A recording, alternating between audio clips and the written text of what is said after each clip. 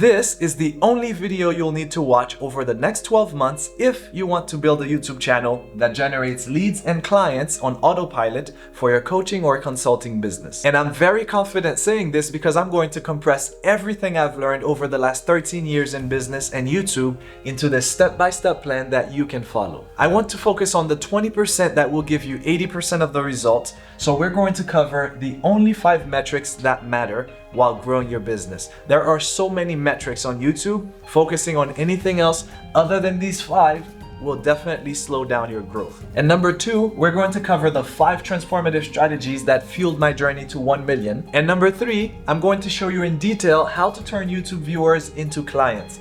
I know this is what you came for, and we're going to cover everything from ideation to YouTube shorts versus long videos, how to create the perfect YouTube video script, how to generate leads, how to nurture those leads. We're going to cover every single thing, but this will not be effective without the first 2. And number 4, I'm going to show you how to grow 10 times faster in 8 hours a month. If you don't have a lot of time, this is for you. And I understand this may sound overly ambitious, but it's possible. And number 5, we're going to cover how to create a sustainable business and avoid burnout. YouTube is perfectly positioned to dominate the next 5 to 10 years, and people are starting to realize it. Just think of the biggest names that you know. They're all starting to focus their energy and their marketing dollars on YouTube. And I guarantee you, most of your competitors today will have quit by then. So if you build your business the right way, you will outlast them and you will be perfectly positioned to become the leader in your industry. So why should you even listen to me? I've built $1 million business in 12 months. I have hung out with and interviewed 2 billionaires. I have partnered with a $30 million company that went on to make it to the Inc. 500 list of fastest growing companies. I have imagined and dreamt of this life, this dream life for my wife and I, full of travels, only to then lose that business and have to feel all the emotions of not wanting to let my family down and feeling like a useless husband. So I've had to start over from scratch and figure things out many times. But more recently, I started a small YouTube channel that went on to generate over 800 sales to date and still going. I've also helped 2 entrepreneurs start and grow their YouTube channels to over 100K. So I have succeeded, but more importantly, I have failed. And that has taught me some very valuable lessons. And what I've found is that attracting high-paying clients through YouTube boils down to some very simple systems that you can apply even if you're starting from zero. Out of all the other social media platforms that exist, why is YouTube the best one for you as a coach or a consultant? Number 1, there are 3 reasons. Number 1 is they are the 2nd largest search engine in the world. Search engine meaning this is where your prospects are going and typing to find solutions to their problems. Number 1 being Google, but Google actually owns YouTube. So you know how they say, go where your prospects are hanging out? This is literally where your prospects are hanging out. And reason number 2 is the lifespan of your content. So when you post something on IG, that post might last about 12 hours, okay, before it starts to fade away and lose momentum. If you post that same post on TikTok, it might go for 2 days, 3 days, let's say a week, okay? But when you post on YouTube, that post will go for 5, 10 years into the future. I still have 5-year-old videos bringing me sales to this day, okay? So this is where you can really take advantage of the compound effect of YouTube videos, because this could be one video, but imagine when you have 500, 1,000 videos all getting you 10 views a day. Or somebody decides to do business with you and becomes your client, they need to know, like, and trust you. And Google has come up with this framework called the 7-11-4, and 7 stands for 7 hours. People on average need to spend about 7 hours with you before they actually can start to trust you to the point where they're ready to buy from you. And imagine you're posting 40, 60-second videos on IG and TikTok.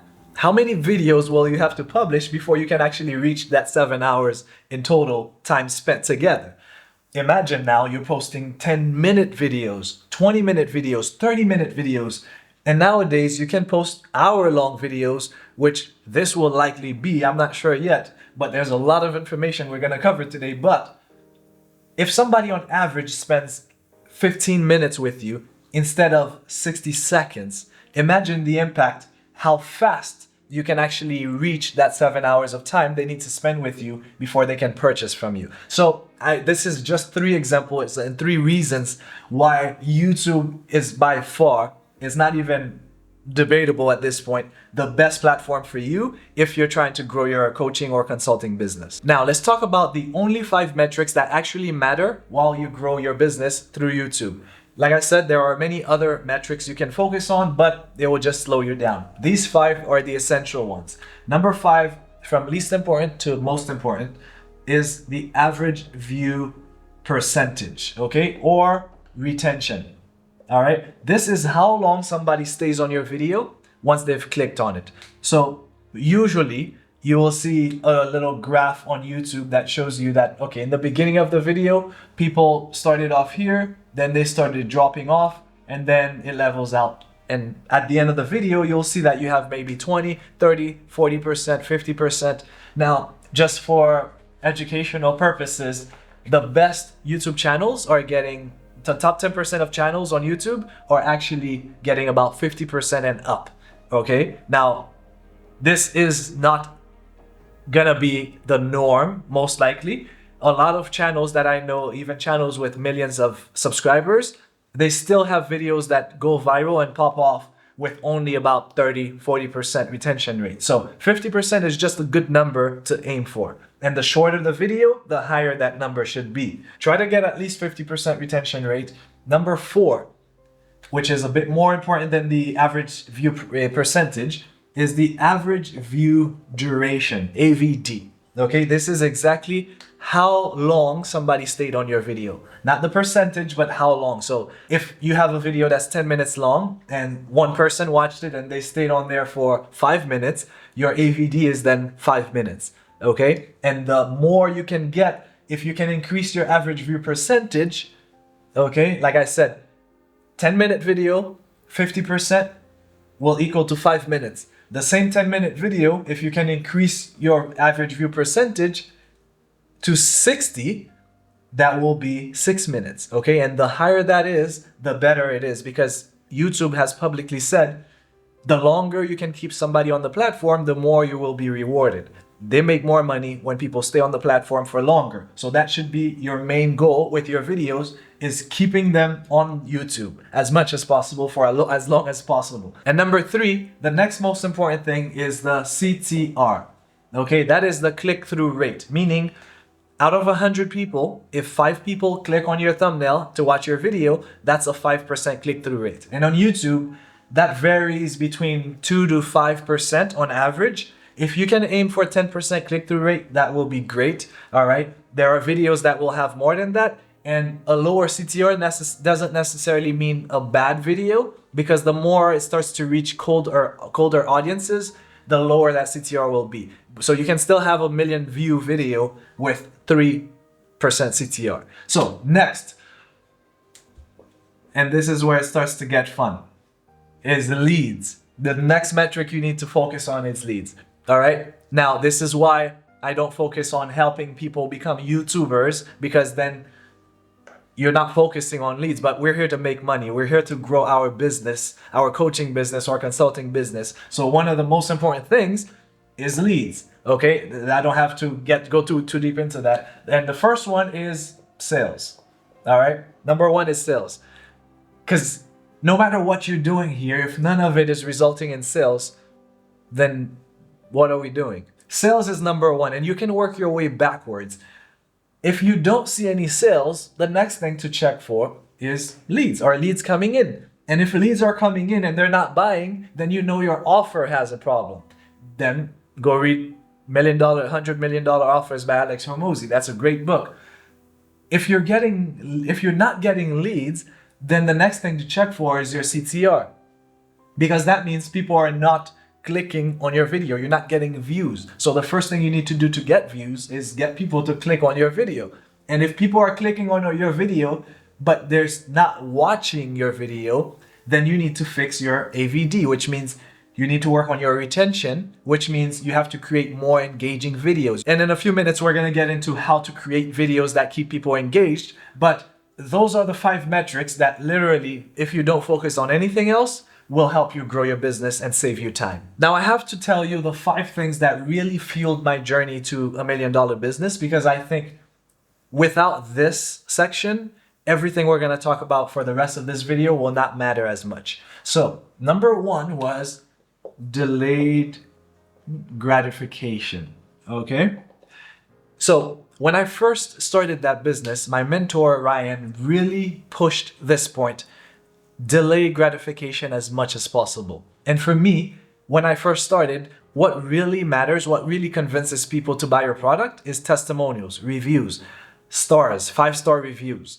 And I understood that was important. And in order to get more star reviews faster, you had to technically lose money and do promotions and get more customers, all right, in order to get more reviews. So the people that couldn't wait long enough, that started raising their prices too early, got more profits eventually. But the moment I crossed 100 reviews, my product exponentially went from about 10 sales a day to 100 sales a day overnight. Literally, December 31st, 2015,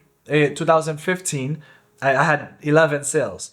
On January 1st, 2016, I had 100 sales, and it didn't slow down from there. And the reason why was because I got 100 reviews for that one product. And that one product started making about $50,000 a month by itself. Only one product. And the reason why was because I delayed gratification. I didn't start taking too much profit at the beginning because I know the importance of getting the reviews. Same thing with taking a salary from the business. My mentor, again, really pushed the idea of not taking a salary until you have a certain amount of products, making a certain amount of sales every day. So I didn't take a profit. I didn't take a salary until about the business was making about $80,000 a month. All right.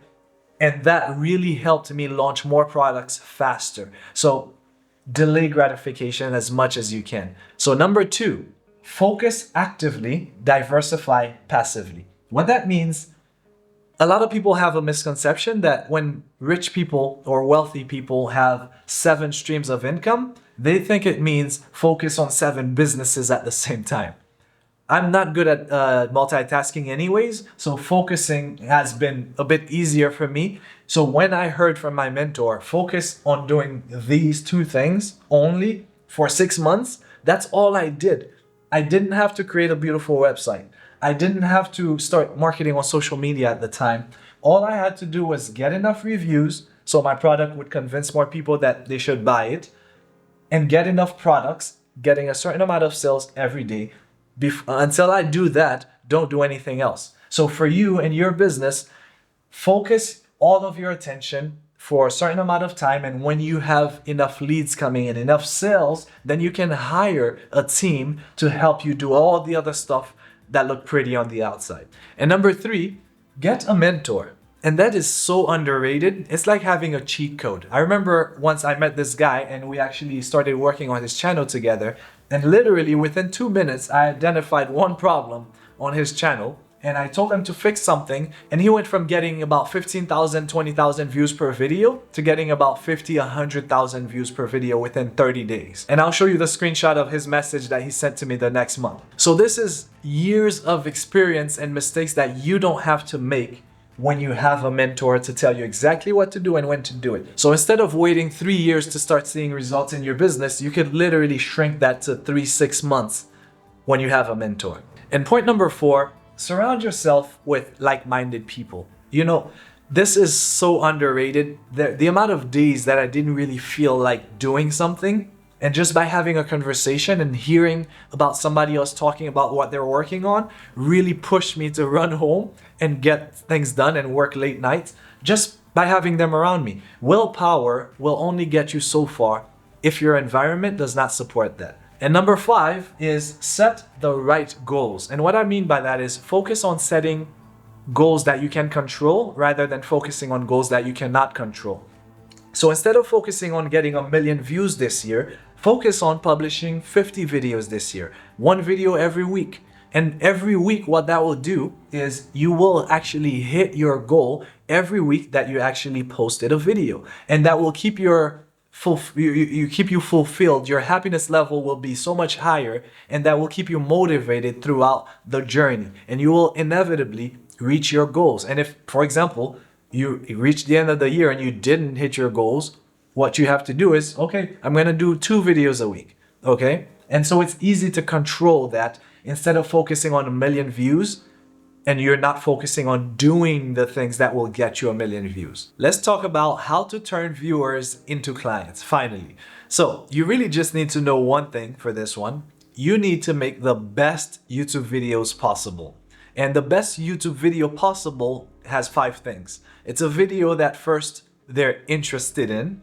Number 2, it's a video that they will click on. Number 3, it's a video that delivers on the promise that you made and therefore increasing satisfaction and trust. Number 4, it's a video that turns them into a hot lead ready to buy from you. And number 5, it encourages them to come back for more. And really, you just need one of those videos to do well in order to really change the fate of your channel and your business. First, you need to niche down. I know you've heard the phrase, the riches are in the niches. The more you niche down, the more money you can command.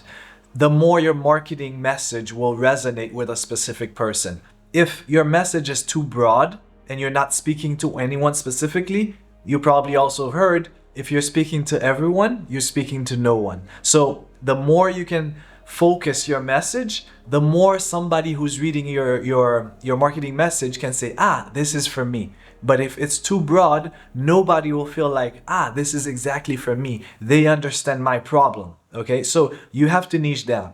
And I recently found this new framework and I love it. It's a Japanese word called ikigai.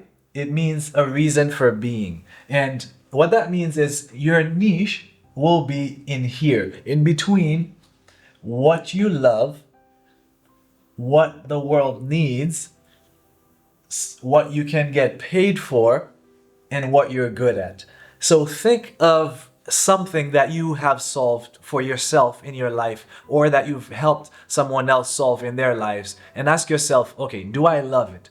Does the world need it? Can I make enough money with this? We're trying to build a business, and something that you're good at. If you don't enjoy it, you will not stick with it when things get hard. All right. And the more you're good at it, the more it will, your audience will feel it. They will feel it. You will get people better results. You will have better testimonials. The better and the faster you can grow if you're actually good at what you're talking about. So the next part of this is to create a transformation statement, which is, let me know if you can see it. I help blank. Who are you trying to help? Specifically, not I help people lose weight. Okay, who do you help moms, new moms lose weight? Do you help busy professionals, busy men lose weight? Because it's gonna be a very different messaging if you're targeting men and women, especially when you're talking about losing weight. So again, niche down as much as you can. So I help. Who do you help achieve? Is it? Nope, doesn't look right. Achieve what? What is their dream outcome? What are they trying to accomplish? And the last part is without something they don't like to do. Okay? Without blank. Whatever it is that they don't like about the process, whatever it is that's holding them back from accomplishing this goal, make sure you solve that problem and add it to your transformation statement, okay? They need to see themselves going from 0 to having their goal in your statement, and identify that, okay, you are exactly who they need to talk to if they want to achieve that goal. Quickly, let me show you what is the YouTube sales funnel, meaning what is the process of taking a YouTube viewer to the point where they end up purchasing a program or coaching, consulting from you. Number 1, so this has changed recently. This is why I'm adding number 3 here. Initially, I only had 2, but in the last few months, I've noticed a difference. in the funnel, and I wanted to, explain it to you. I haven't seen that one being talked about much online. So number one is they're gonna watch a YouTube video. That YouTube video will then funnel them into an email list using a freebie, or I'm gonna go over exactly how to do that later on.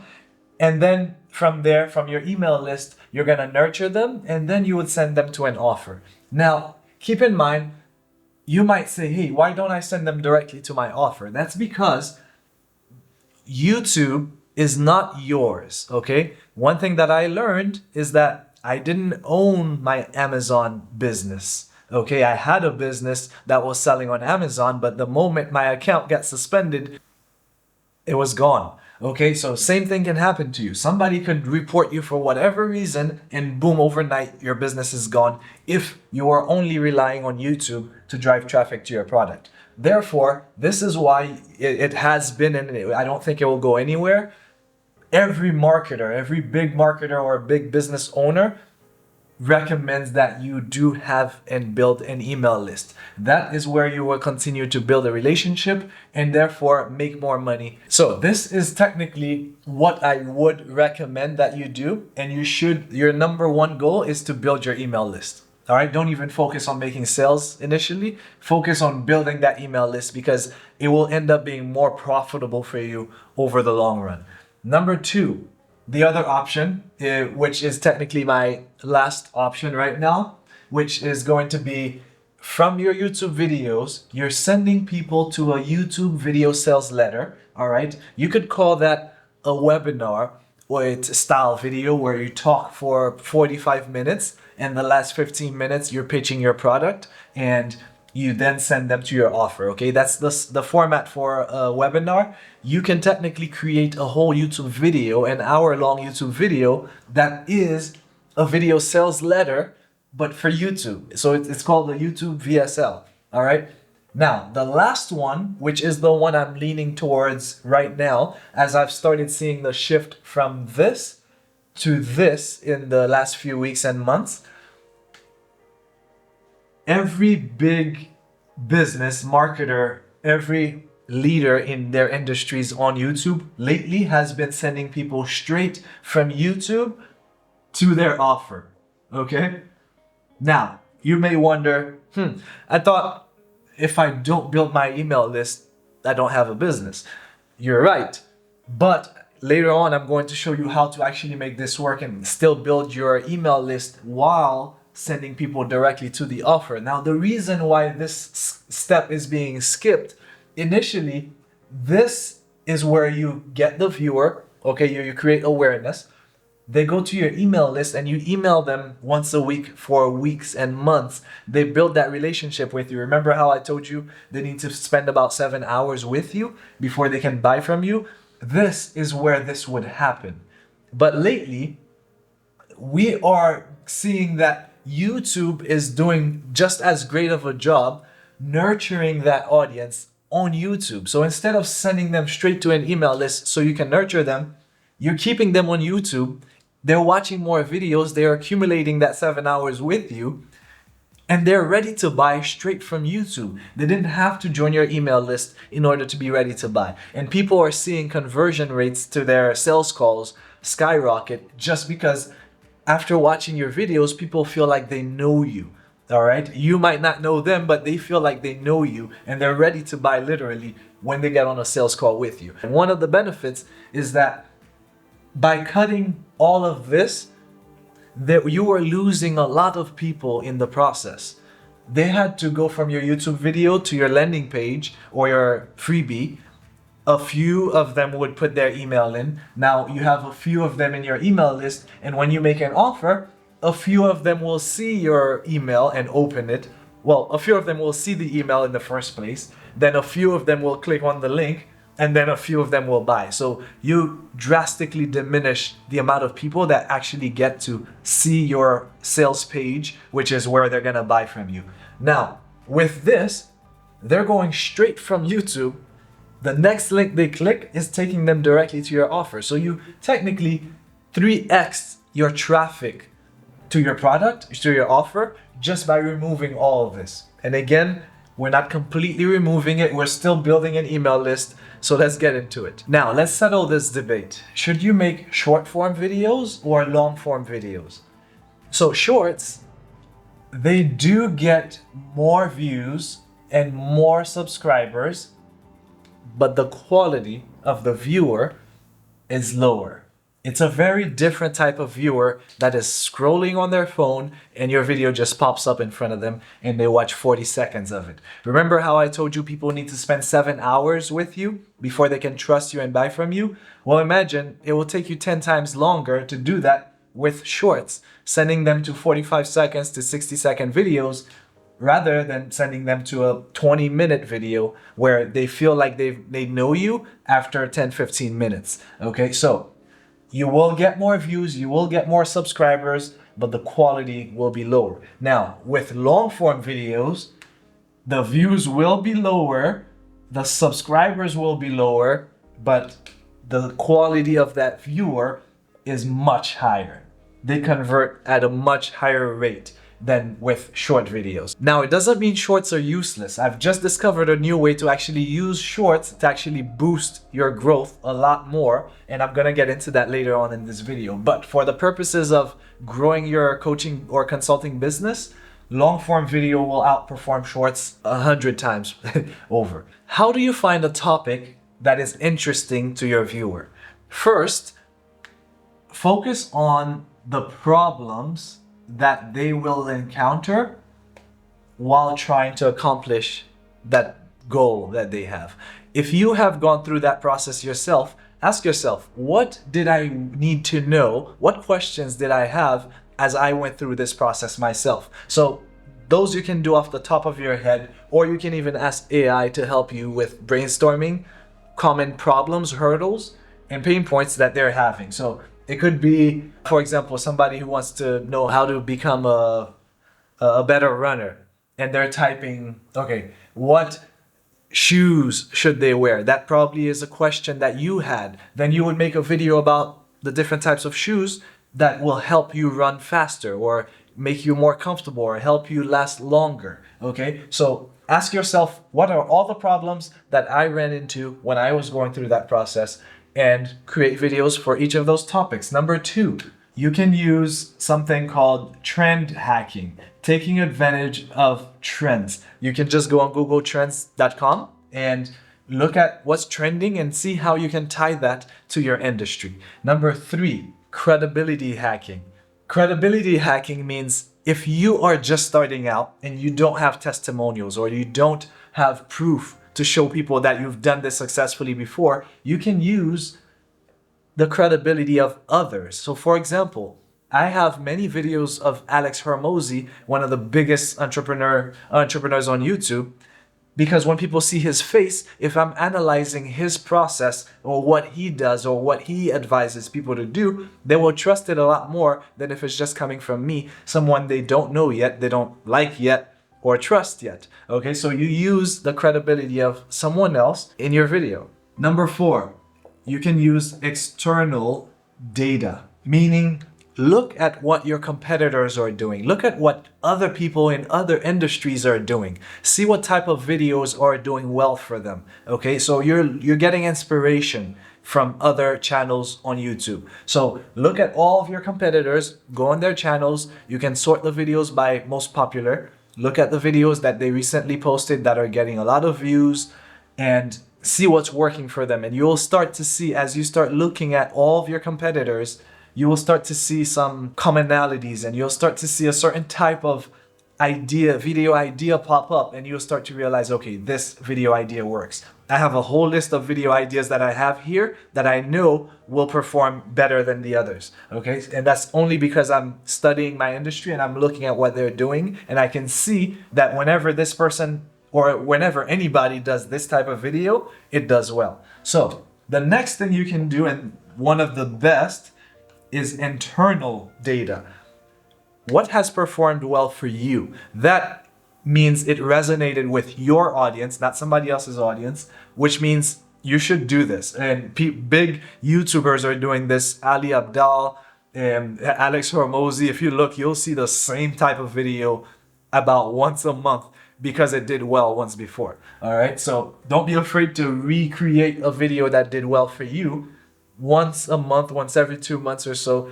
People will not get tired. One misconception you might have is that, oh, I already said this, therefore I'm going to bore them, I'm going to annoy them because I already said this many times. Keep in mind, 80% of your viewers are new viewers. They have never seen you before. So it's likely that you think because you are the one creating it, people are seeing everything you do, but it's not true. All right. Most of the time, they will not have heard this before. And a lot of the times they follow you because they want to get that reinforcement. They want to hear it from you many times. And that's how they know this actually makes sense.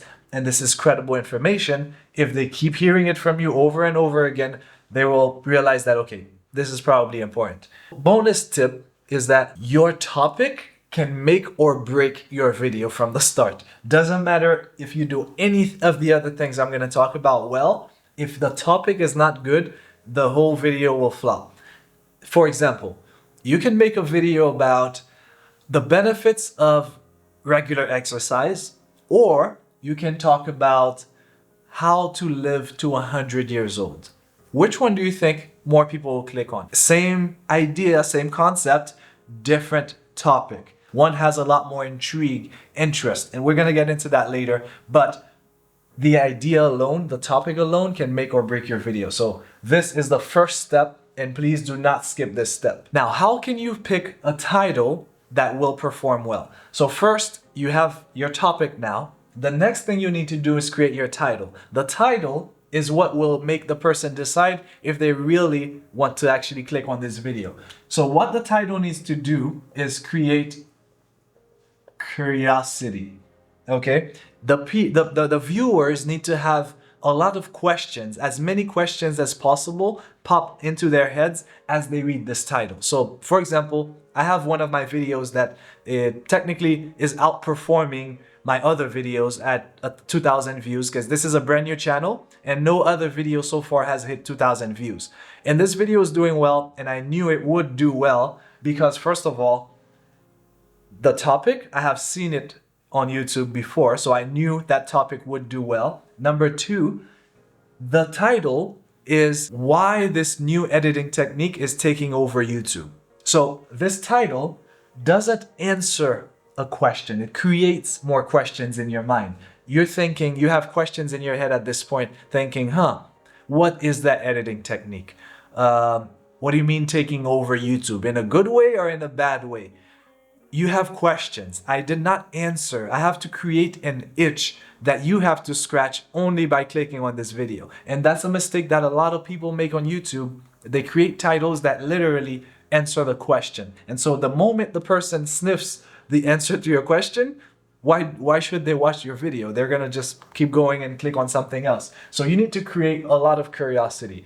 There are many different things you can add to a title to make it more clickable, like fear. Where as humans, we are designed to watch out for warnings and danger. So when you say beware or don't do this or this can hurt your business or whatever, those types of warning signs, they actually will get more attention naturally because of how we are wired as human beings. So fear, interest-based content, that works better with search-based content. So if somebody literally typed how to fix a flat tire, they want to see how to fix a flat tire. So that works better for search-based content, okay? But if you're targeting and talking to people, viewers, your audience, it is best to create titles that create curiosity.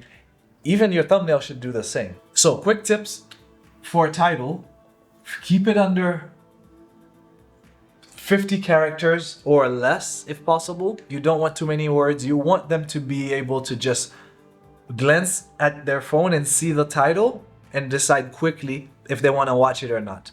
If you have too many words, first, you have the chance of your title being truncated because some devices don't have as much space.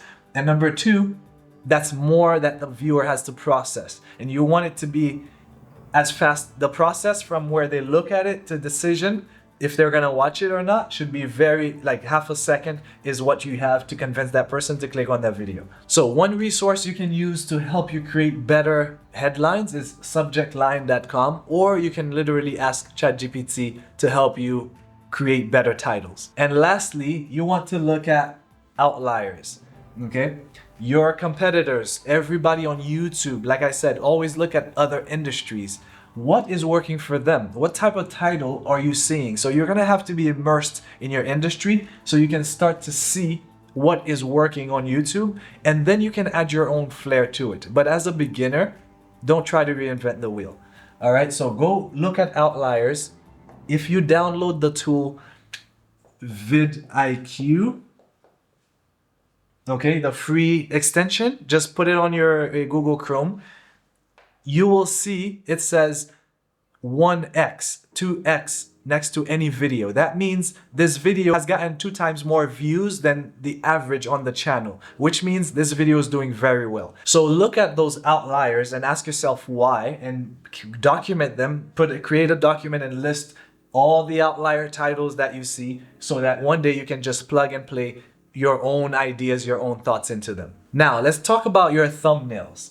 First, keep it simple, okay? The simpler you can keep your thumbnail, the better. Meaning, keep it at 3 elements or less. What do I mean by that?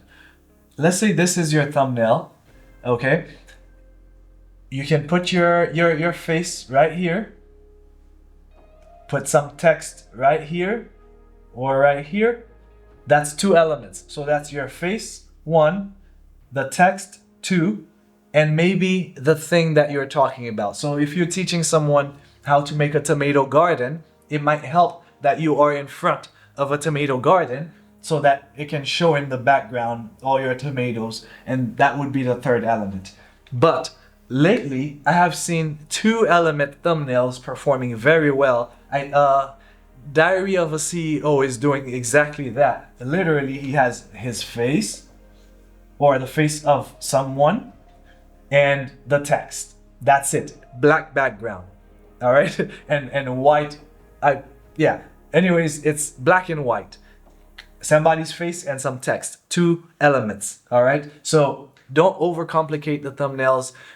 Creating beautiful looking thumbnails doesn't necessarily mean it will convert. All right, you want your thumbnail to be contrasty. You don't want to have colors that blend into each other. You don't want to have too many things on your thumbnail that are distracting from the main points. You want the viewer's eyes to get drawn exactly where you want it to go and not have anything else distracting it. So for example, I don't want to add some stars or some beautiful graphics around here that might cause the person to pause and start looking around. There is something you can do. It's called the glance test. Show your thumbnail to a friend of yours who's next to you. Just pop it up for half a second and put it out and ask them what this thumbnail is about. If they cannot tell you what this video is about, that means it's not a good thumbnail. And one thing you can do to make sure your thumbnail is a good thumbnail, make sure you zoom in. You use as much real estate as possible. So if this is your thumbnail, don't put your head over here. Make it the whole thing. Put your head all the way at the top. Don't make the text this big. Make the text as big as possible so that when you shrink it, okay, that's one extra technique you can do. Shrink your thumbnail to about 18% if you're using Canva or Photoshop. And then when you make it that small, you're making it as small as it would be on a mobile device. Because for you, you're creating your thumbnail on a big screen and you can see all the details, but the person who's going to be seeing it is going to be seeing it on a small screen on their phone. And if everything is so hard to see, they will just keep scrolling. And again, always look at the outliers in your industry. All right, go to your other competitors' channels, look at what type of thumbnails are performing well. If you're in the fitness niche, before and after pictures are working very well. If you are teaching people how to create a tomato garden, that will work very well before and after. There are some things if you can show the result, but that's not going to apply to every single niche. So you have to look at your specific niche to make sure you have the thumbnails that are performing the best for this type of audience. Now, let's talk about the script. This is my favorite part of this whole process. It's the script, because people have clicked on your video. Now you must keep them watching until the end. If you don't do that and people click on your video and they leave, YouTube will realize that, okay, this is not what they came for, therefore they will no longer promote your video. Now, I don't focus so much on creating videos that go viral. This is not what we're basing our business on. You don't need 100,000 views to make a lot of money. You can literally get a few hundred views and have a full-time business. I've seen it. My friend Rachel, she got her first one-on-one client with 137 subscribers. And there are many stories like it. I'm not saying it's going to happen for you. Again, different industries, different skill sets. If you're starting from scratch versus if you already have a YouTube channel, will play a big difference. But you can make a lot more money when you have a product to sell. You just have to know how to keep them interested and convert them from creating, again, the best videos possible. So the first part here is going to be the hook. Now, the purpose of the hook is to literally hook them. They have clicked on your video. You have about 5 seconds before they decide if they're gonna stay and watch this video or if they're gonna go keep scrolling and find another cat video. So there are 3 types of hooks you can use. You can use what's called a bold statement hook. Okay, so for example, that's what I used in this video. I said, first thing, this is going to be the last video you need to watch over the next 12 months if you want to start attracting high-paying clients for your coaching and consulting business. That's a bold statement, because are you saying this video has every single thing I need to grow my business through YouTube? The answer is yes. But so this is why I said it. The second hook you can use is a question. You can ask a question. Have you ever felt, I'm sure you've heard these, have you ever felt lonely and you can't seem to find the right partner or whatever? And that person relates to you and it's like, yes, this is exactly what I've been feeling. Okay, cool. I'm gonna stay and watch this video. Or you can tell a story. The key to the story is that you're putting the person in the middle of the action where they feel invested. And now they feel like, okay, they have to stay to the end because they want to find out what happened next. So those are 3 types of hooks you can create. The next thing you will do without wasting any time, and the hook should take you no more than 10 seconds because people are going to leave. Okay. Now, unless it's a story, then you can do a bit more. So the next one is the introduction, or the intro, I call it. Some people call it the setup. I call it the introduction, which is where we're going to introduce what we are going to cover in this video. When the person clicks on your video, they want to know that they came to the right place and they're going to get what they came for. This is where you're going to do that. You're going to tell them, in this video, we are going to cover, and then boom, boom, boom, boom. You tell them exactly the 3 or the 5 points you're going to cover so they can know that, okay, I'm in the right place. I just have to stick around and he will eventually cover everything I need to know. Number 3, this, I have it at number 3 here, the third section, but literally you can actually put in the hook or the intro, or you can have it in a separate section, which is your credibility statement. Okay? What that means is you need to tell them why they should be listening to you in the first place. What have you done? Have you taught? Have you showed your process, your system to somebody else and they've used it and they've gotten results with it? You need to reassure them that you're the right person to be talking to them. Okay? So in here, my credibility statement was my track record. I've built $1 million business. I've hung out with 2 billionaires. I've interviewed them. One of them being Jeff Hoffman. He's the founder of Priceline.com, and he created the machines at the airport that you see that you can print your boarding pass from. So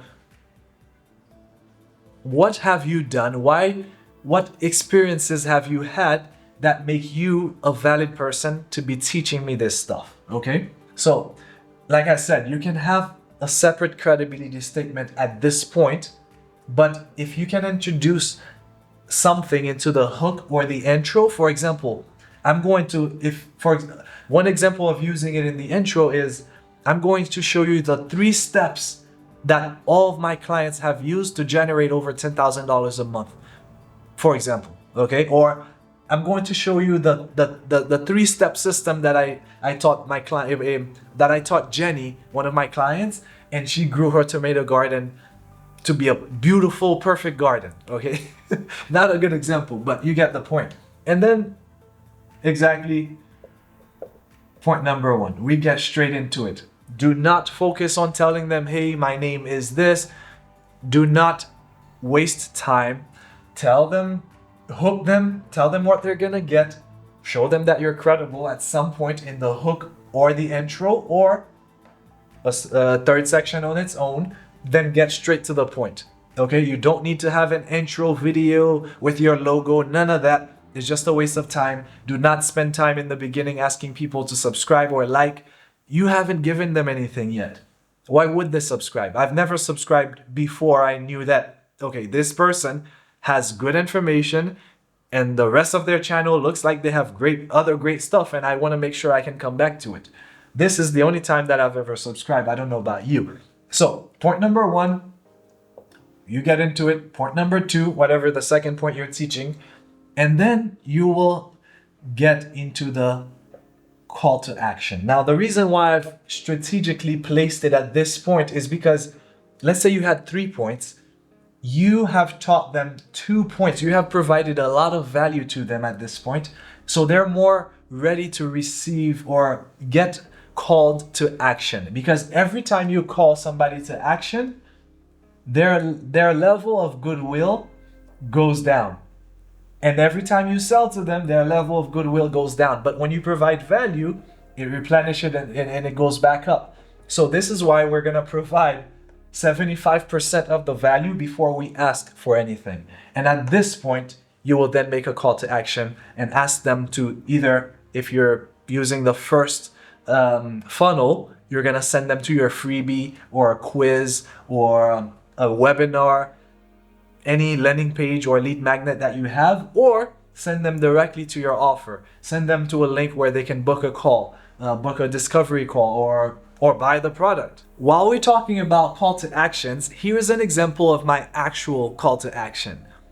If you're a coach or a consultant and you need help building a YouTube channel that attracts high-paying clients, join the waitlist below and be the first to be notified when the beta program goes live, which will be very soon. I'll only be working with 3 founding members because I want to make sure I give them all of my time and make sure we build the best program possible. As a founding member, you will get 12 weeks of one-on-one coaching calls with me. You will also get extended DM support and feedback from me for 6 months total. So 3 months for the program, 12 weeks, and an additional 3 months just for founding members. You will also get all the bonuses, which include all of my systems, my plug and play templates, my checklist, my ChatGPT prompts, Canva, graphic design, outsourcing, all of the templates so you can just plug and play, no more guessing. You'll also get a hiring database, which I'm working on, which will have a list of vetted freelancers from graphic designers, video editors, creative directors, whatever you may need to help build your empire on YouTube.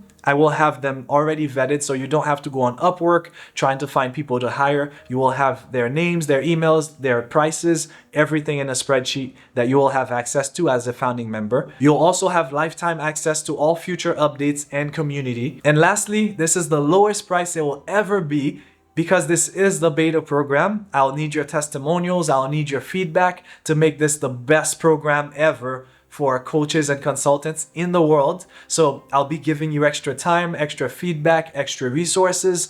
So if this sounds interesting to you, make sure you join the waitlist in the description box below. Next thing we're gonna do is give them the last point. Point number 3. We don't want to give them the call to action at the end, technically, because if they feel like the video is ending, they might be gone. But if they know there are more points coming, they will see the call to action if they're interested in the topic, of course. So you will give them point number 3. And lastly, another call to action, but this one is different. You're going to ask them to watch another video that is related to the one you're talking about. So you're going to have to create another hook for the next video that makes sense for them. So for example, if this video is talking about how to create healthy, beautiful tomatoes, the next video you might want to push is, you might say something like, having a beautiful tomato garden is one thing, but nothing is worse than waking up one day and all of your tomatoes are gone. So watch this video next to know the 5 things you must do to protect your tomato garden. Now, all of a sudden, everything they just learned is at risk if they don't know that next thing. So this is why you must create another hook for the next video. And what that does is, yes, they have completed this video, that's great, but YouTube keeps track of, are people leaving the platform once they finish your video or not? If they are staying on the platform longer and watching more videos, this is when your channel has the potential to blow up, because that's a huge signal to YouTube of viewer satisfaction. Nothing tells somebody that they like your channel more than they watch one video and they go watch another and they go watch another. If you can get somebody to watch 2-3 videos, you will be golden. Now you have your script, it's time to film your video. Here are some very quick tips for filming your video. First, shoot on your phone. No need to go buy fancy equipment. Shoot on your phone. What you do need to buy though is, even if it's $20 on Amazon, you will find a quick Bluetooth microphone that you can actually plug to your phone directly and film with that. If you have a camera, great, but you don't need to do so, because almost every phone nowadays can shoot in 1080p or 4K. You don't need to go with 4K right now, just shoot in 1080p. Put yourself in front of a window so you can have great lighting and have a plain background or something simple. If you have your sofa in the background, whatever it is, make sure there's nothing distracting in the shot, because that will keep the viewer, trying to figure out why you have a pizza box in the back. What were you eating yesterday? You don't want to distract them. So whatever your background is, you could have some plants, a sofa, or you're on your desk. Make sure you organize your books so it doesn't look messy. You want the presentation to be a great one, okay? The first impression really matters on YouTube. All right, remember I told you the first few seconds, this is where the person is looking for any reason to not stay on that video, and you don't want to give them one. And presentation is one of them. Now that you have your setup, okay, you have your camera set up, you have your audio, right? Okay, people will deal with bad video, but not with bad audio. So make sure you have good audio. I have a camera on this camera, or I have a microphone on the camera, and I have one. If you can't see it, maybe that's a good thing. And I have one here just in case, because the sound is the most important thing. If you don't believe me, think of all the old movies that you love. They were barely at 720p, but you enjoy them. So the picture, the story mattered a bit more than the visuals, but the audio is very critical. So the next thing you'll need to do once you have your setup ready is you'll need to practice filming videos that you will never post. Okay, just turn the camera on and talk to the camera as if you are talking to a friend. And if that helps, put a picture of your friend, your closest friend that you're most comfortable with, on top of the camera to talk to them, so you can feel, it can make you feel like you're talking to somebody you're familiar with. And while you're talking, never talk to many people. Okay, you want to talk to one person, because you, the person watching this video right now, you don't want to feel like I'm talking to a group that's out of, that's somewhere. You want to feel like I'm talking to you. So you want to do the same and talk to one person and look straight at the camera. Do not look at the little screen on the side that shows your face. Make sure you're looking directly at the lens. And now, presentation wise, make sure you raise the volume of your voice. If you're used to speaking like this is not going to work. It shows that you're not confident in what you're saying. So you want to raise the volume of your voice. You want to use annotations. You want to change the rate of speech while you talk. So while you're talking, and then I'm talking to myself right now, I am working on my speech as we speak, okay? Some of the key things that I have learned recently is that So I'm not an expert at this, but I can give you some tips because I have been working on it myself. You want to change the rate of your speech. So if you're speaking fast, you want to slow down for some specific important words. Okay, so if you want to emphasize something, pause. That shows confidence because it's scary to have some empty space while you talk. So change the rate of your speech, raise the volume. Okay, you will not be speaking too loud. Raise the volume of your voice and go up and down. You focus on specific words. Change the sound of your voice. Think of your voice as an instrument and you just need to learn how to play it. Okay, I hope that made sense. I am not a speech expert, but I'm telling you some of the things that I've learned recently for myself. All right, so if you think I still need to work on my presentation, please let me know in the comments. I'm still working on it. And one day, both you and I will look back and we will be much better than we are today. And that's one thing that I want to make sure that I get across to you is that don't try to be perfect. And I am talking to myself here. I am a perfectionist. This specific video has not gone out for weeks now because I have been working on it for so long, and I don't want you to do that. So I have good news for you. This is how much editing I want you to do once you have filmed your content. 0. Okay, ideally, you can speak to the camera for 10 minutes, 15 minutes straight because it's something that you know, and just post it, ideally. But I know a lot of us are not there yet where our presentation skills are not yet there where we're so confident that we can just speak for 10 minutes straight. So we will make mistakes. We will need to take breaks to process our thoughts. Therefore, the next level of editing I want you to do, which it's called level 1 editing. Level 1 editing, it's minimal editing. So level 1 editing is actually, think of documentary style. All you're doing is cutting the ums and the ahs, put the footage in order, maybe add some B-roll. So if you're talking about walking on the beach, maybe have a video of someone walking on the beach and maybe adding some text on the screen as you change topics. Okay, so I have a whiteboard here, so I just write it down, but if you were editing that in, you would just write editing and then it would leave after 2 seconds. Okay, so this is as much editing as I'd like you to do. No sound effects. You don't need music. If you're focused on being engaging visually and auditory with your voice, you shouldn't need music to keep people entertained. Okay, now I probably will be adding music to this video because it's pretty long and I need to do everything I can to try to keep you engaged, but as much as you can, try to do as minimal editing as possible. Now let's talk about SEO, which stands for search engine optimization.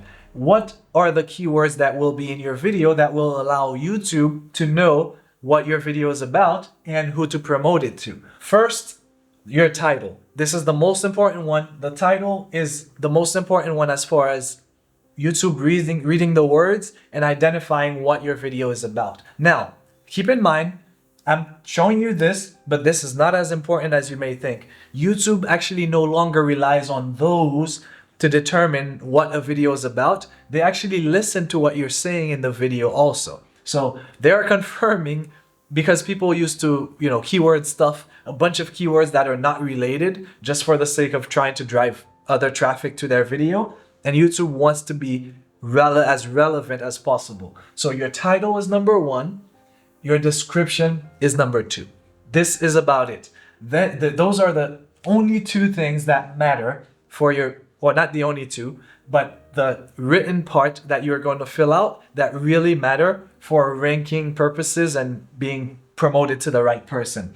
Your tags, now the only thing tags do is it helps if there are misspellings.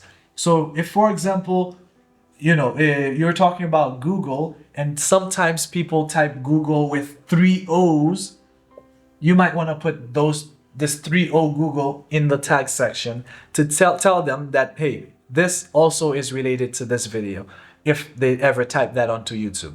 Okay, so this is it. Tags do not matter really for ranking purposes anymore. Title and description do. And now we're gonna talk about descriptions a bit more. So now let's talk about the description box. And this is very important.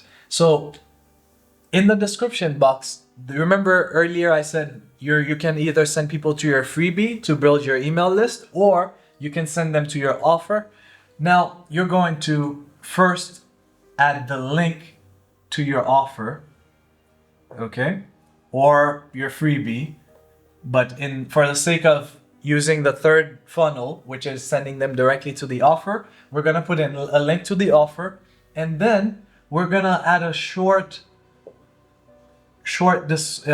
description of the video.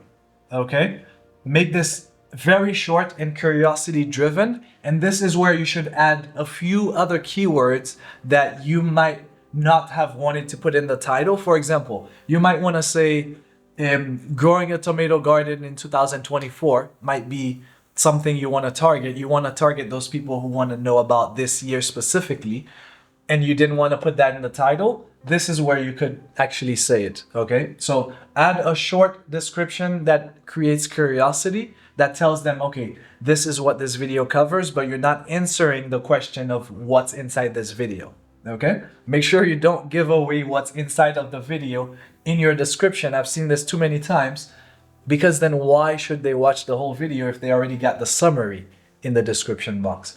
So now that you have your offer, your short description, you are still going to have the link to build your email list. Remember I told you, yes, we are sending people directly to the offer, but as people come to the description, they are going to see this link, which you are going to phrase and sell by saying what benefit they're going to get. So don't say book a one-to-one call. Say grow your business. In my case, attract high-paying clients. When they click on the call, when they click on the link, then they will book a call with me. Okay, but you don't want to tell them to book a one-to-one call with me. That's not what they want. They really want to grow their business. So you want to lead with the benefit they will get by clicking that link. Same thing goes for your lead magnet. Tell them what they will get, not what they will literally get when they sign up, but what that checklist, what that lead magnet will do for them towards helping them achieve their goals, okay? So once you have done that effectively, you will then add the chapters here. Chapters are basically the timestamps where you're going to start with 00, and then you will say this is the intro, and then you're going to say, okay, at 0:15, this is where we will talk about why it's important, okay?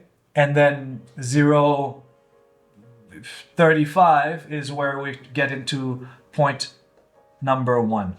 And also, it is very important that you don't tell them what point number 1 is, because if they can just summarize the whole video by reading your chapters, that's also not good. So you want to keep this mysterious, all right? So what I do is I literally say point number 1, point number 2, or tip number 1, tip number 2. So if they want to figure it out, they have to click and watch the video, okay? And that's it.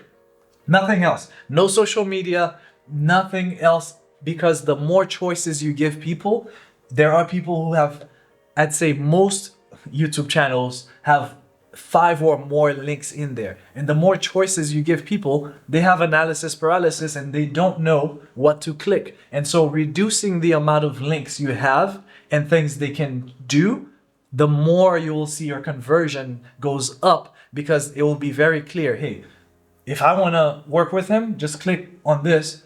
And if I want to get this checklist to help me do this and this and this, click here. That's it. No more choices. In fact, if you could have one link, that would be best. But because we're now not sending to a lead magnet, that's the one case where I would just send to one link. Now we also want to send them to the offer. That's the only reason why I added the lead magnet in there. And this is not just coming from me. A lot of big marketers are actually using this strategy, and this is what I've noticed, which is why I'm actually going to adjust my strategy to try this out too. And now that you have people on your email list, you may be wondering, what do I do with them once they're in my email list? First of all, you can use a software called System. It's a French software, System.io. If you want probably one of the cheapest softwares out there for collecting emails and creating landing pages. So you can go to System.io, sign up, and that will help you create a landing page so you can collect emails. Now, once they're in your list, just keep it simple. Start with, if you're just starting out, send them one email, one valuable newsletter every month. And if you're starting to get the hang of it, send them once a week. Okay, send them one valuable email once a week. The reason this is so valuable is because at that moment when they watched your video, they may not be ready to buy your product. But if you never reach out to them again, when the time comes and they have the problem that you solve, but you are not still in front of them and staying top of mind, they will forget about you. So you want to make sure you're emailing them for a year, 2 years, so that whenever they run into that problem, they remember, Ralph helps coaches and consultants solve this problem. This is the guy I need to get in touch with. But if you lose contact, they will never remember who you were. Okay, so this is the point of having an email list. And there's another benefit too. Each email will be full of value. You're gonna give them good stuff in the email. But at the end of the email, you will have a signature that says, hey, P.S., if you want to grow a beautiful, healthy tomato garden, click here. So you're not selling them. It's not hard selling. It's just a signature at the bottom. So if they consume the email, this is always there in every email that you send. And every time you send an email, you will get people clicking to your sales page and to your offer. All right. So you can make even more money. And this is the page when you have something to sell. It's okay once in a while, jab, jab, jab, right hook, once in a while to actually send a purely sales email that is designed to get them to buy something. That's fine, but make sure you don't overdo it. And guess what? Here's another tip. You can test video ideas by sending newsletters. So you can send, by the way, use subjectline.com too if you want help creating your titles. It's free. It's an AI tool that helps you create better titles. But with every email that you send, you will see how many people opened it. And if more people open a certain type of email, you will know that this is performing and this might be a good video idea for YouTube. Vice versa. If you have a video that did well and went viral on YouTube, create an email from it. And boom, now you're being more efficient. You're creating a lot more pieces of content by repurposing your existing content. Now let's talk about how to grow 10 times faster while only working 2 hours a week. There are 7 quick tips I'm going to go through with you. There are 7 quick tips I'm going to go through with you right now. And the first one is a tip that I got from Jeff Hoffman, one of the billionaires. He told me the best thing you can do is to become known for one thing. Everybody, so this is the market. Everybody's trying to capture everyone in the market. But if you can focus only on this group or even this group only, you talk to specifically them and you win in that space and you become known and the best in that space, everything else will become easier for you because it's simple. You will become a winner. And once you have the word winner attached to you, opportunities start to come your way. People start to see you as someone who knows what he's doing, even if you don't know what you're doing. So for example, Elon Musk. Let's say Elon Musk decided to make a movie one of these days. You might actually go watch that movie. Not because he has a track record of actually creating great movies, but because it's Elon Musk. He has won at a lot of things that he's done. He is a winner. Therefore, you assume he is going to create a great movie. And the same thing goes for you, especially if you're a beginner coach or consultant.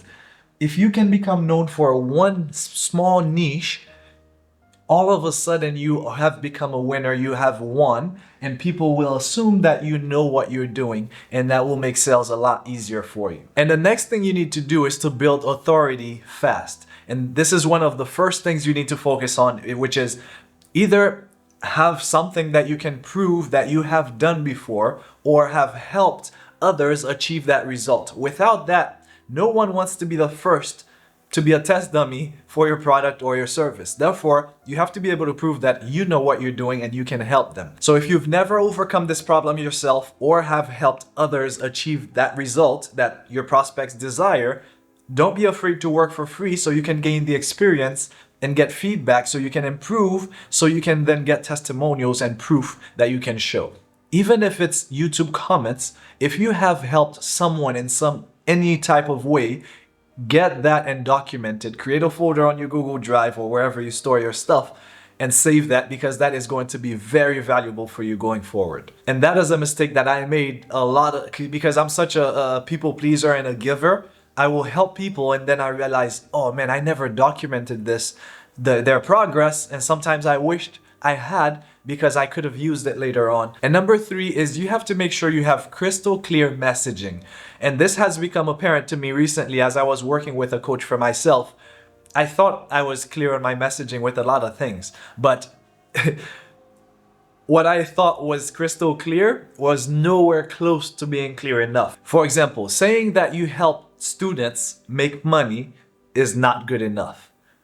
You need to ask yourself, how specific can I go? How much deeper can I go with my messaging? A better example is I help students make $1,000 a week, not I help students make money. But even deeper than that is I help university students make $1,000 a week. Do you see what I mean? It is going to resonate. Once that person sees that message, they will say, oh, this is exactly for me. And even this is not good enough. A better example will be, I help university students make $1,000 a week with affiliate marketing. Now you have removed everything else except affiliate marketing. In that market, as I was showing you earlier, you've gone from this to this. And what happens is, again, we're going back to niching down. Your target audience will see this and will have no doubt that this is for them, and your conversion rate, your click-through rate, everything will improve because that person will know that you're talking to them. But the thing is, we want to make more money, so we say, okay, we want to appeal to the masses, but the masses doesn't feel like we're talking to them. So that's why they say, if you're talking to everybody, you're talking to nobody. And number 4 is to focus on one thing. What that means, there's also a book out there called The One Thing. I highly recommend that you read it. And what that means for you is focus on one offer, one marketing channel, and one audience until you have hit $100,000 a month. What that means is, yes, you will not be touching any more other marketing channels or creating any other offers or focusing on any other audiences until you have really succeeded in one of them. The reason why is you're going to be diluting your time and energy. And let's say this is 1, 2, and 3. You will focus on this one until you have maximized it. If you don't, and you have gotten this to about 60% of the capacity, okay, when you leave that to go focus on the others, even if you have hired a team to help you with this one, it will naturally go down. Okay, the output will go down. So if you're spreading your energy into 3, you will have about 30% of each marketing channel and none of them are doing well. So you want to make sure you're as close to 100% as possible so that when you leave, it still goes down to about 80 and it's still functioning well, and you're not having to come back here to fix everything because everything is going wrong, because you have put it at a good place before you start focusing on anything else. I hope that makes sense. So a limiting belief might be that if you focus on one, you're missing out on everything else here. That's not true. If you don't focus on one, you will be missing out on a lot of business on all 3 of them. So number 5, you're going to start batching your content production. The reason why is because every time you switch task, it takes you a certain amount of time for your brain to switch from being in this mode to this mode. So for example, if you were in scripting mode, you were writing, your brain is in a certain state, a flow state. Now you're going to switch to recording the same day. That's going to be a different activity. It's going to take some time for your brain to switch. But if you can batch plan your content, where let's say this is the month, okay, and a few weeks, and you take one day and you script 4 videos. You film 4 videos in one day, you edit 4 videos the same day, and you do your SEO and you schedule the next 4 videos on the same day, that means you have 4 days that you spent for 1 week and you've planned everything out for the rest of the month. That means you have all of this time left to focus on growing your business and taking care of your clients. Instead of having to every single week scripting, first of all, coming up with ideas, scripting, filming, and publishing, doing SEO and publishing every single week. This is not efficient, okay? For productivity purposes, you can do it and still succeed, yes, but it's not more efficient. So for number 6, one of the best ways for you to actually 10x while working 2 hours a week is to, and I'm sure you already knew this, to outsource, all right? You're going to build your dream team to help you produce content, the best content possible, while you still don't have to put in more time into it. So what you're gonna do is you're gonna go to different websites like Upwork or YT Jobs, YouTube Jobs.co. You're gonna go to Fiverr and find graphic designers, video editors, creative directors, anyone that you may need in your business to actually help you outsource all of the work that you're doing except for what you must do. For example, I wouldn't recommend that you completely hand off your scripting to a copywriter. I would definitely, you are the expert in your field, so I would still recommend that, for example, if you're talking about how to grow a tomato garden, you are the expert. The copywriter doesn't know your industry, your field like you do. So you'll still need to give them some bullet points on what you want to talk about. So if you're talking about how to grow a tomato garden, to say, okay, here is the first thing I would recommend that they do. Here's the second thing I would recommend they do. Here's the third thing. And then they can elaborate from there, but at least they have your perspective. You're also going to provide them with some stories, some examples of things that have happened to you, things to make it more personalized. You cannot, a copywriter to me is like ChatGPT.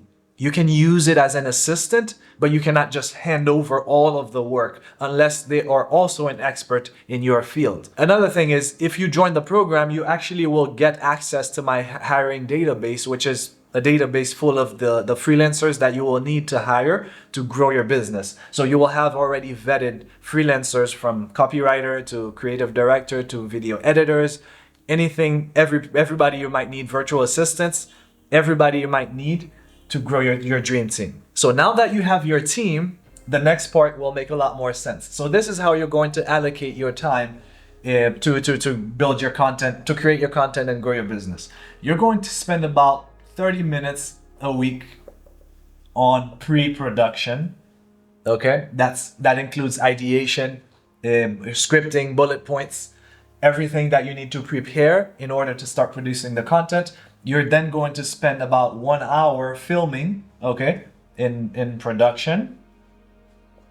All right, and then you're gonna spend another 30 minutes in post-production. Even if you're not the one creating the content, you still need to review and make sure you provide feedback on, okay, I don't like how this looks, can you change this? You're still gonna provide some feedback. So you're still gonna spend about 30 minutes on post-production. Now, keep in mind, now you have a copywriter, you have a thumbnail designer, you have a video editor. So all you have to do is really, and you can even hire a creative director to handle all of that and manage the whole team for you. Then, so that makes a lot more sense, while you actually can spend 2 hours a week or 8 hours a month on your content. That's what most of the big YouTubers are doing. Most of the biggest business people on YouTube are doing. They have a whole team handling everything, and they just show up on the day, film a bunch of content, and they don't see each other again for a certain amount of time. And if you do this right, you will only work on your content for about 1 week a month. 8 hours, which is exactly 1 full day. Now, there's one thing that will help you 10x much faster that I didn't put earlier in this video, because I don't recommend that you focus on that until you do have a team, okay? That's part of what I was talking about earlier, which is to focus on one thing. The next thing you're gonna do now is use YouTube Shorts, but not in the traditional way that you may think. A lot of people think you're going to create shorts from start to finish. No, this actually can be very, very easy. You're just going to repurpose. So you're gonna have your team go through your long videos, analyze the retention rate. There's going to be a graph that YouTube will show you for each video. This is the start of the video. People will drop off and then eventually it will level off right here. You're going to have your team. They're going to, from here to here, there will be ups and downs throughout the whole process. If you analyze all the areas that have the highest engagement, that means people enjoyed this part. So you're going to have your team go through. In each video, you might find 2-3 clips that you can use and take about 60 seconds of that highest point, the thing that your audience told you they're enjoying the most. So in one video, you might find 2, 3, or 4 of those. That's what you cut out and you put as shorts. You publish those as shorts. And the most important part here is you're going to, on each short, this is the video of you talking. There's going to be a little link at the bottom called related videos. This is where you're going to link to that main long video. Okay, so what that will do is you will have a bunch of proven clips that are going to perform. All right, they will get a lot more views than your regular video. And those short videos are going to link back to that long video. Okay, now it's going to be a small percentage of people that actually click on this video and end up watching your long form video. But because they will get a lot more views, it will help boost this video's performance a lot faster. All right, so this is like sending your whole army to go work for you and bring your traffic to this video. So this is a way you can actually promote your actual long form video without having to spend any more money on it. And this strategy alone could actually revive a video because it's then sending only targeted traffic to it. So if YouTube was confused in the beginning who this was for, and this video is dead, you can actually revive it by sending this traffic to it because it will tell YouTube exactly who actually is enjoying this content. Now, how do you create a sustainable business and avoid burnout? This is very important because we don't want to just have a YouTube channel that drives us leads and traffic for a year or 2 years. We want this to be going for 10 years plus. And again, as I showed you in the beginning of this video, if you publish YouTube videos, they can live and will live for 10 plus years and can get you views and leads when you forgot that you even had videos up. Okay, that's happened to me. Once in 2012, when I had first gotten into the online business world, I created a few videos on YouTube about this dropshipping course that I was doing. And I created a video teaching people how to do dropshipping and I forgot about it. And 2 years later, I started seeing sales from this company I had forgotten that I was part of. And I was like, what the hell's going on? It took me another 6 months before I went online and typed, search for I don't think you'll find it anymore, but I searched for Ralph Kleska on YouTube and I found that video. It had 50,000 views. And I was like, what the hell happened? I forgot that I had this, but money was coming in. So this is what can happen for you if you actually set this up right and you actually keep going for years to come. The compounding effects will be astronomical if you set this up right. We don't want you to be doing this only for a few weeks, only to realize, I don't like it, I don't feel like it anymore, because it happens to YouTubers all the time because they focus, their whole life revolves around this. We want this to be a marketing channel, not a whole lifestyle. So here are 6 quick tips that I have for you today. Number 1, you can't pour from an empty cup. Take care of yourself first. All right. And this is an advice from me because I am such a people giver and, I like to please others. And so therefore I forget that I got my own stuff I need to do. So take care of yourself first. Once you have abundance, it will be a lot easier and a lot more satisfying for you to actually help others and focus on anything else that you want to focus on if you are coming from a place of abundance, not lack. Number 2, love what you do. It's okay, you can succeed doing it your way. When I had my business selling on Amazon, I literally had a list created from a big company out there. You probably know it. It was the biggest FBA program out there that had my product on the list of products you should not be selling because it was so competitive. Okay, so doing it your way can still work. All right, everybody out there has advice for you. Take it it's good to follow directions from somebody who's been there before, but don't be afraid to make it your own and play around with it and make it fit your lifestyle so you don't have to follow something if it doesn't feel right for you. Number 3, good enough is good enough. Again, this is all advice from me, and maybe I'll create another video talking about advice for my younger self. All of this is stuff that I needed to hear when I first started and still need to hear it to this day.